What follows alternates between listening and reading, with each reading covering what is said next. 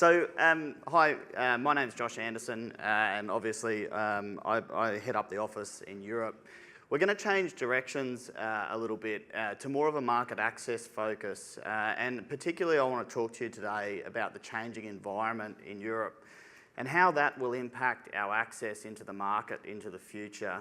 This fits within our global industry strategy of gaining competitive access to our global markets, which Michael Finucane touched on earlier. Trade barriers that exist in Europe hamper the ability for us to supply into the market. In fact, since our first export to the market in 1879, we've seen a significant reduction in our access into the European market, which is in stark contrast to many of our other markets we supply globally. However, this environment's changing, and I'd like to run through those changing elements today. So simply defending access into our market has become challenging. Today I want to talk to you about three topics. I want to talk to you about the market and why we see this market as a valuable market now, but more importantly into the future for the Australian red meat industry. I want to talk to you about the changing environments, all the different elements of that change, and I want to also, probably most importantly, talk to you about what the Australian industry and the Australian government is doing to expand and defend our access into the European market. So Australian producers have invested heavily to provide cattle to the European market through the European Union Cattle Accreditation Scheme. And hopefully those who have done so see a benefit in that. It's currently estimated that the premium for over-the-hooks cattle into the EU market under the UCAS scheme is around 40 cents a kilo carcass weight. On a 500 kilo steer, this equates to about an extra $110 a head. But it wouldn't be possible to pay this premium if we couldn't extract it from the European consumer. So there's 500 million people in Europe as a trading bloc. But most importantly, proportionally, they're a very wealthy population. So there's 105 million consumers or households that earn over 35,000 US dollars.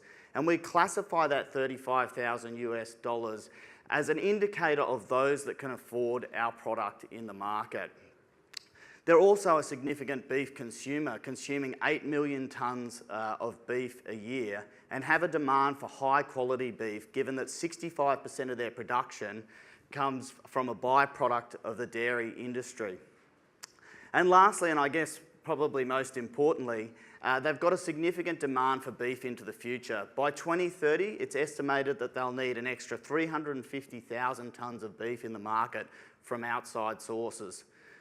So why does it only constitute 2% of our exports into the globe? Europe is one of the most heavily protected markets in the world. Australia only has access to a quota of 7,150 tonnes for itself. To supply outside this quota, sorry, just to reinforce, 7,150 tonnes is in a market that consumes 8 million tonnes. So I guess if you looked at it, it's less than one sausage between three consumers a year. So it's significantly low. And to supply outside this quota, the tariffs that apply are prohibitively high. So it adds around $6.20 to our product if we supply outside quota, which just simply renders us uncompetitive in the market. So just to recap on that section, obviously there's significant potential in the market now and into the future, but that potential is met by even stronger barriers to trade, and that's why it's not a larger market for Australian beef. But this is all changing, and there's a great deal of change underway in Europe at the moment. We're entering a period of extremes. So on one side, there's extremely positive opportunities for our industry to capture into the future. But on the other side, there's also a significant amount of defence that we need to implement in our market. And I just want to run you through those today. So firstly, I want to talk to you about Brexit. You would have heard it through the news and how Brexit impacts Australia's access into the market. I also want to talk to you about the EU hormone ban and how that affects our access.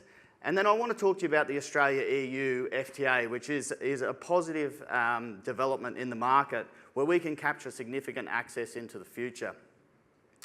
So let's have a quick chat about Brexit. And just to recap, I live and breathe Brexit, but for those who don't, in 2016, in June, the United Kingdom voted to leave the European Union, which is essentially one single market for trade.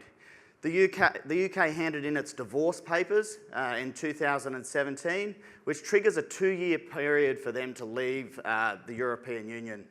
The UK will leave the EU in March next year, so that's March 2019, which is coming up quite soon. This may be followed by a transition period to allow them to adapt, but that hasn't been agreed yet. So on the one side, it's extremely positive for us. With the UK coming out of the restrictive EU regime, we will be able to start negotiating a free trade agreement with the UK from April next year. The UK has ambitions to conclude a number of free trade agreements before that implementation period in 2020, and the Australian government's already done a significant amount of work to progress that issue. But on the negative side, we're currently having to defend the market as well. There's currently a joint proposal between the EU and UK to divide our already limited access of 7,000 tonnes. This could see a reduction in our market in the EU of over 60%.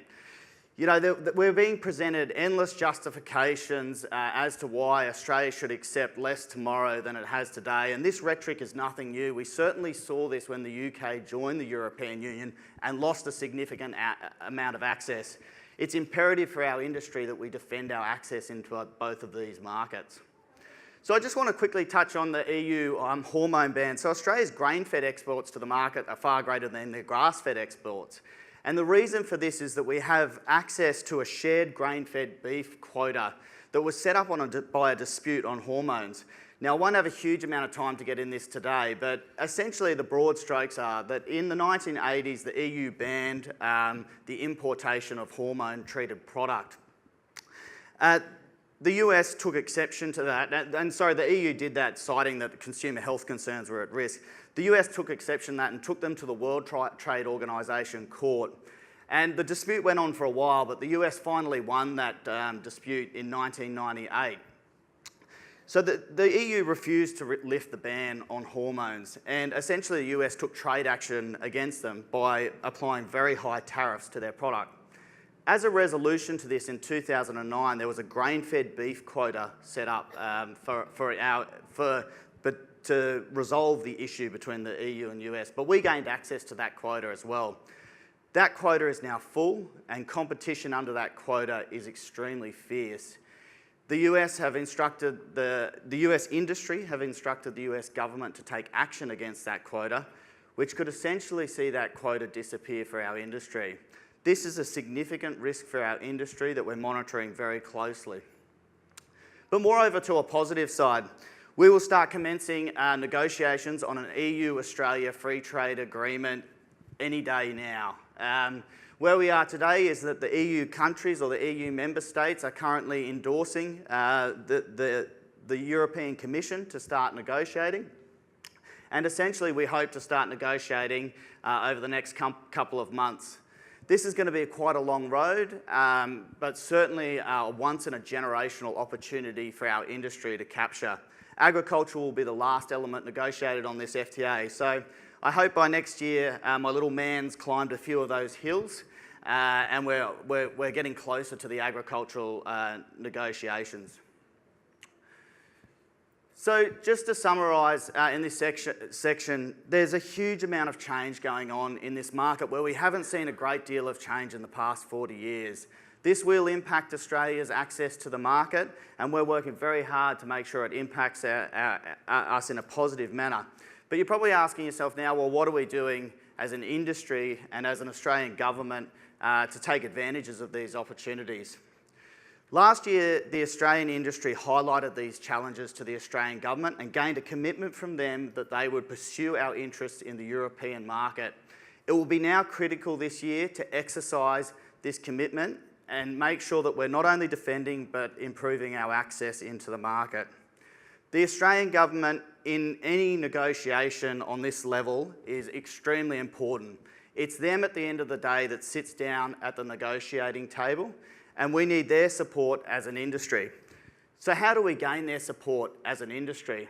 We have a task force that looks after this from an EU point of view. So there's a task force, and the task force is headed up by Jason Strong, who's in the room today. And that task force consists of peak industry councils, both on the processor and producer side. It also has key stakeholders that are large either producers of beef into the market or processors that export into the market. It's through this consistent and expertise approach we're able to get a consistent message across the supply chain. Coordination is our real strength as an industry because share of voice into the government is extremely difficult. And we've achieved success as a task force. So this is a letter to our industry last year, which highlights that through the Brexit process, that the government will support us in no division of tariff rate quotas. So I'll just read it out to you. With regards to the negotiations between the EU and the UK on tariff rate quota arrangements, the government will continue to impress upon the EU and UK the necessity for compliance to WTO rules and procedures. This was a great win for our industry that the government endorsed our position. So once we've got an endorsement of that position and a political appetite to proceed in our market and strengthen our access, this is where MLA comes in, with boots on the ground in the market, promoting market access into Europe. And I'd like to just play you a quick video now, through the video, man, if it works, very quick.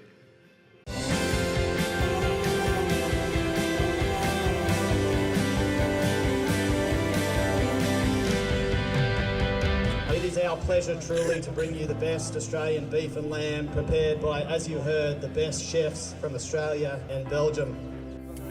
Go Aussie meat, true Aussie beef and lamb.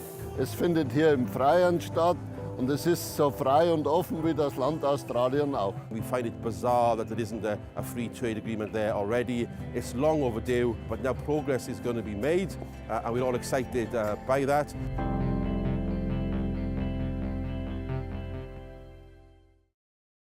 So a voice from us is extremely strong, but a voice from within is even stronger. So what we do is we build alliances with industry and government over there to make sure that we're voicing and progressing our issues in the market.